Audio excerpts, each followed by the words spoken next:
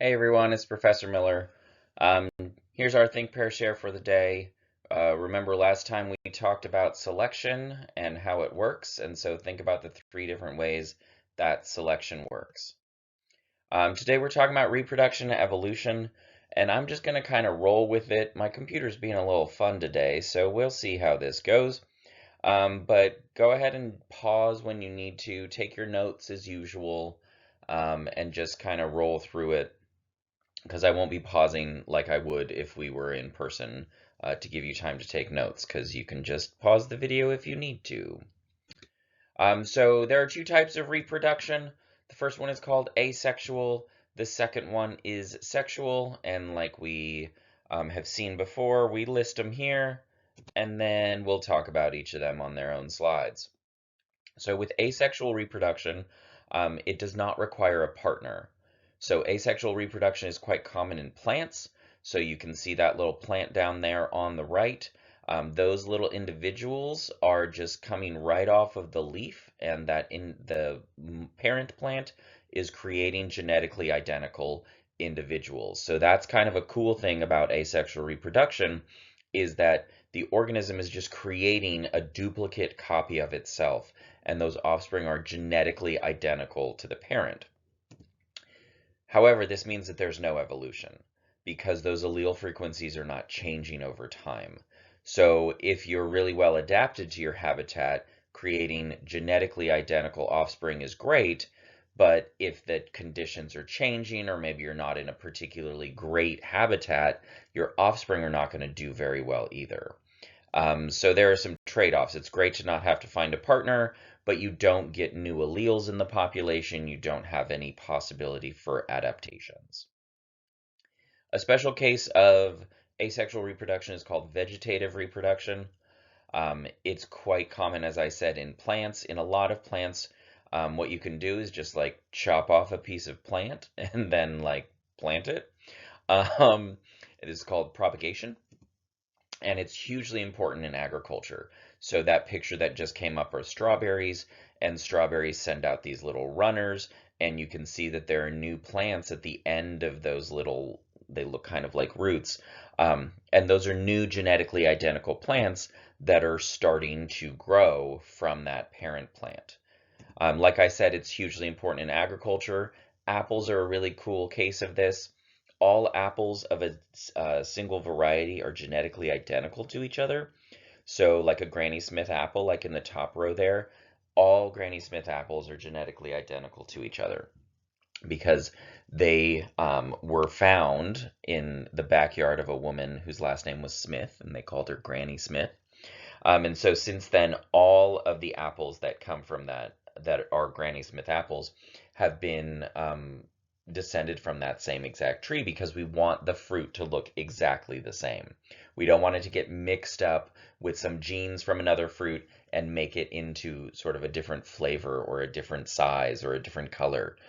So all apples of the same variety are all descended from the same parent tree, which I think is really cool. Sexual reproduction, though, is what we really think about with evolution. So we've talked about how gametes are formed through meiosis. Remember, your gametes are your eggs and sperm. The gametes then, from two different individuals, fuse to create what's called a zygote. So we've talked about like heterozygous and homozygous. That zygote just refers to the individual and the fertilization there. The zygotes then develop into individuals with genes from both parents. So remember too that those gametes are haploid, and that the zygotes then, when those gametes fuse, become diploid. And you can see this with human fertilization in the diagram on this slide.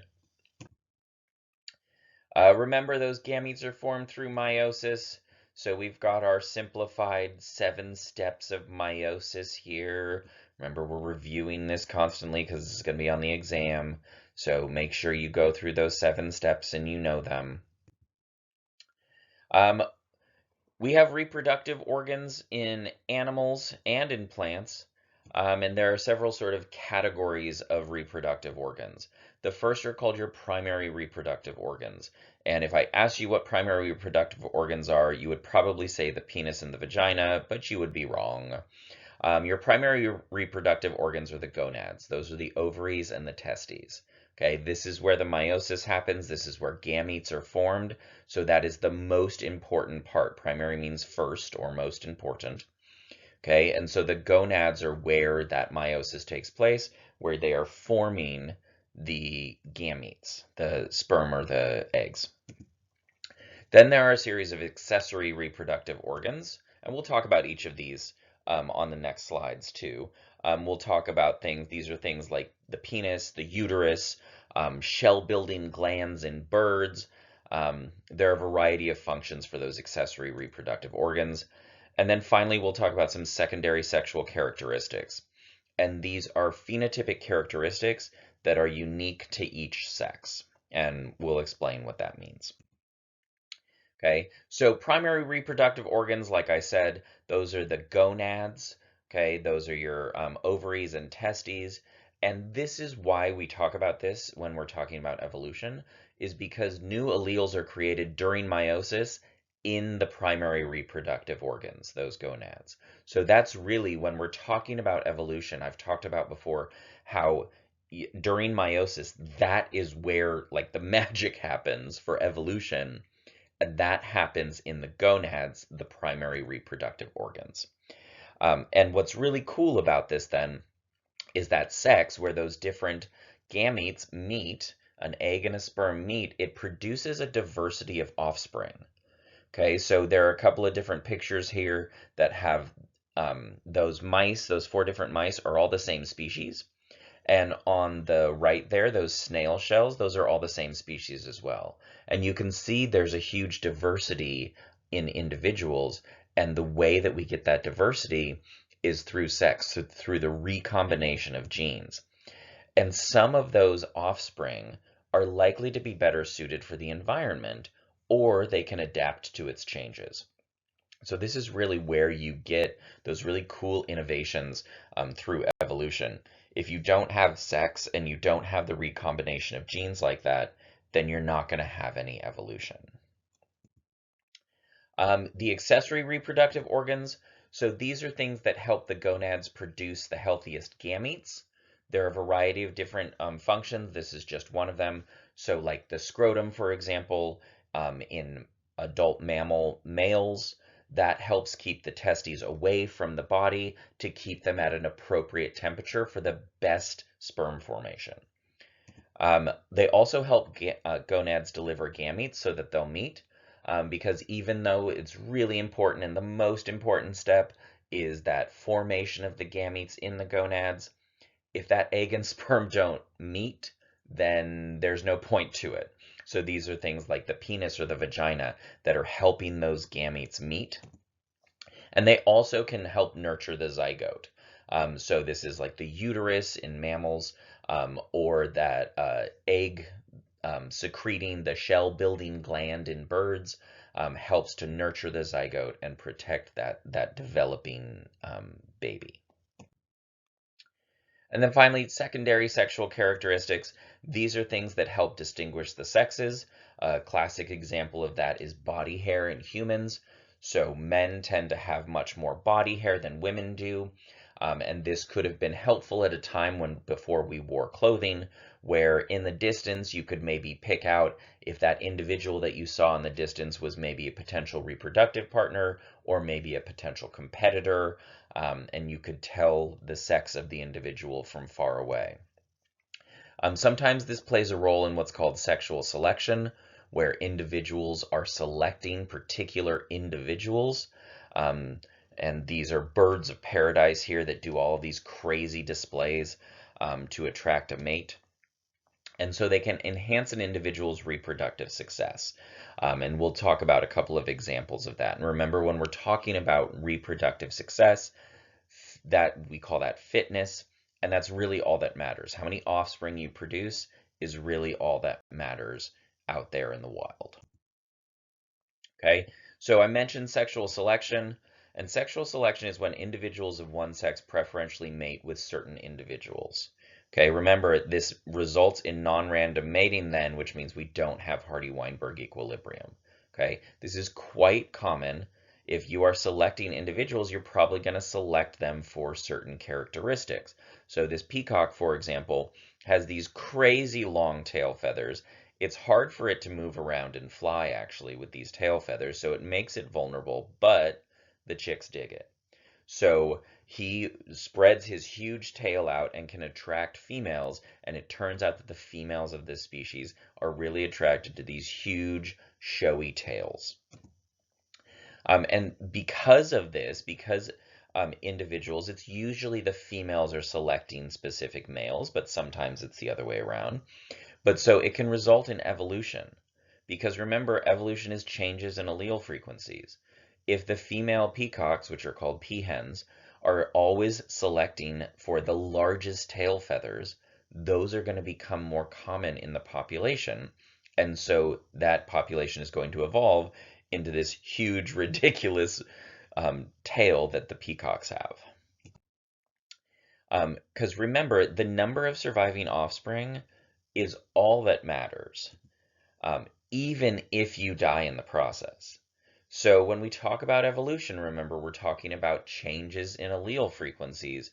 We're not saying it's a really great thing or a really bad thing, but sexual selection usually increases the number of offspring, and it doesn't even matter if you die in the process, and we'll get back to that in a minute. Sexual selection can also drive what's called sexual dimorphism, which you know what sexual dimorphism is, even if you've never heard that term, because I would bet that if I asked you which of these two lions was the male, you would be able to correctly note that the right-handed lion is the male, and that's because he has a big mane.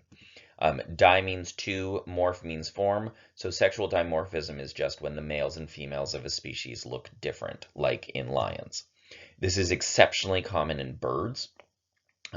So here are just two examples. On the left there are mallards. So the male mallard with that green head is in the back, and in the front there, that brownish bird with the blue-white wing stripe is the female. And then on the right there are the cardinals. On the left, the bright red bird is the male cardinal, and on the right, the brownish, less showy bird is the female cardinal. So this is quite common in birds, like I said, but it does exist as well in a lot of other groups of animals. There's one really cool sexual selection example that I like to point out, and it's this bird. It's called the African long-tailed widow bird. And there it is. You can see it's sitting on a branch there, and it has the most ridiculously sized tail in the world. So this tail is like 3 times as long as its body sometimes. And the tail is so long that it's really hard to fly. And the males also perform really showy courtship displays to attract the females. The females do not have this long tail.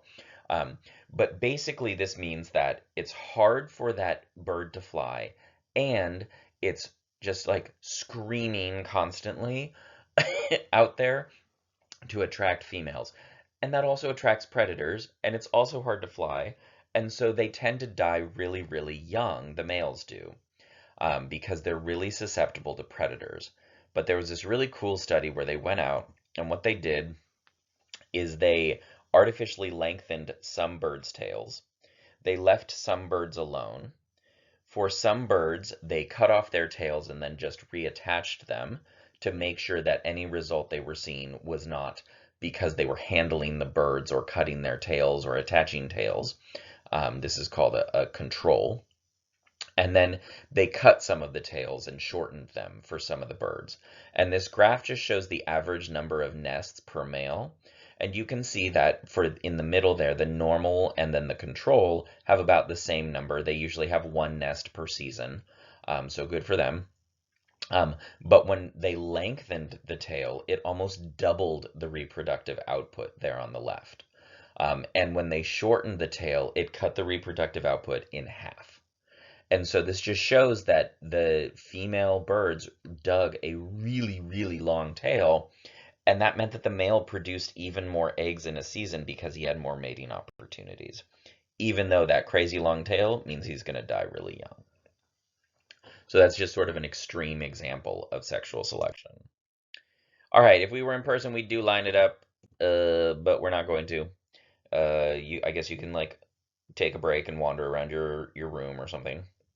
We'll talk about a few more things. First one is sex changes in animals. So some species change sex during their adulthood, and this is called sequential hermaphrodism. So sequential means in order, and hermaphrodism is having both sex organs, so both ovaries and testes, both types of gonads. And so sequential is at one point in your life you have one type, and at a different stage of your life you have the other type of primary sexual organ. So that just means you produce sperm at one point in your life and eggs at a different point.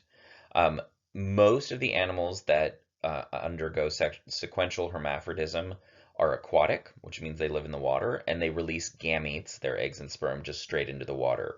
So they don't mate with each other directly. So really all it is your testes changing to ovaries or vice versa. The way that they release those gametes into the water just remains the same. So it's actually a relatively simple switch.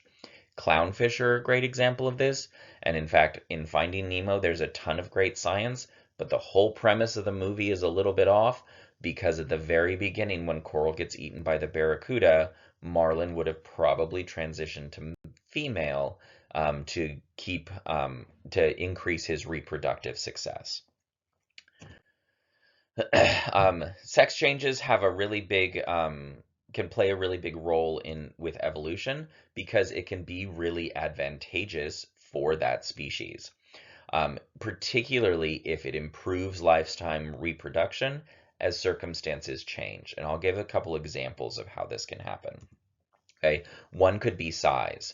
So this figure that's kind of hard to read, you don't have to worry about the details. The main point of this figure is on the right there. It shows two different numbers of fish that have the same egg output. So a female that is really big, like the fish on the top, puts out as many eggs as 37 smaller females. So it might be that when you're really small, it makes sense to be a male and you can fertilize lots of different females and increase your reproduction like that. But once you get larger, it might make more sense to be a female because you will release a ton of eggs. Okay, this is quite common in fish species where the females, it's not just a straight linear relationship. A larger female has exponentially more eggs than a smaller female. So it might make sense to release eggs as a large fish and sperm as a small fish. Also, in some species, you could have social status play a role. So maybe there's what's called a harem-based reproductive strategy where a male protects several females and thus is able to breed with those females exclusively. So this is common in like marine animals. They don't undergo sequential hermaphrodism, but that's just an example that some people know about. But it's quite common in fish as well. So when you're small, maybe it makes more sense to be a female because you can reproduce with the one male that's protecting the harem. And then once you get large enough to be able to fight off males to get your own harem, then you transition to male and you're able to increase your lifetime reproduction because now you can have your own harem and mate with multiple females. Or population density. This one is called the large-headed wrasse. It's a kind of fish that if the population is too skewed towards one sex or the other, some individuals will change their size, their sex, and it's usually based on size. So if there are lots of females in the population, then some of the largest females will, or maybe the smallest females will probably transition into males to make sure that there are enough breeding opportunities for everyone in the population. So frequency of reproduction is maybe the last main thing that we're going to talk about today. Okay, there are two terms here that you need to know. Iteroparous means something that can reproduce multiple times during their life. Most species, including humans, are iteroparous. But there's a different type called semelparous, and these are species that reproduce only once in their life. There is a species, there a type of animal that is relatively well known with this. Um, they go all in with their reproductive effort. It's just there's one time in their life, at the end of their life, where they reproduce and go all in. Salmon are known to be semilparous. Okay, so salmon are hatched in streams. They swim out to the ocean. They swim around in the open ocean for 4 or 5 years, and then they find the exact stream where they were born. They swim back up that stream all the way into the gravel there. The female kind of nestles down into a little gravel nest, lays a bunch of eggs. The male comes by and fertilizes them, and then they both die. They're a really important part of the ecosystem, but they just reproduce that one time in their whole life, which is really weird. And this is called semilparous. There are other examples of this too. It's just salmon is the most well known. Okay, and they die. There, that's a picture of a bunch of dead salmon after reproducing. All right, so there are many additional topics. This was a pretty brief lecture. But there are so many more things we could go into, and I'm just going to list some things here. You do not have to write all these down. I'm not going to quiz you on these. But there are just lots of other things that we didn't even talk about. So sex determination, some reptiles, for example, excuse me, determine the sex of their offspring by how warm the nest is, which is cool. Seasonal reproductive cycles. Humans are fertile year-round. Some species are only fertile for part of the year. Decoupling of reproductive steps. There are some really cool examples of species that can copulate, which means basically have sex, but then the female like stores the sperm and doesn't fertilize the egg until a time when it's convenient or the season is right and things like that. The really, really cool stuff with decoupling of reproductive steps. Litter sizes. Humans usually have a litter size of 1, sometimes 2, maybe 3. But, you know, dogs have 5, 6, 7 puppies, no problem. So that depends on the species. Parental investment in offspring. Some species just throw them out into the water and go good luck. Others spend years and years raising their offspring. Generation times. So how long you have with parents but before they can reproduce again. And then non-reproducing individuals. There are lots of situations in particularly the animal world where there are individuals who just don't reproduce. A wolf pack is a great example of that. Only the top 2 wolves breed. The rest of the wolves are just sort of helping out. And there's our scientist today. That's Min-Chua Chang. He was a reproductive biologist who studied mammalian reproduction, so appropriate to our topic today. And his work formed the basis of what's called in vitro fertilization, which is basically fertilization outside of the body. They were originally called test tube babies, but using science to understand how reproduction works and be able to reproduce individuals outside of the body was a big part of his work. And he also, because he was interested in reproduction of mammals, he co-created the birth control pill. That's a very common form of reproduction now, and he is the creator of that. So some really cool work by him.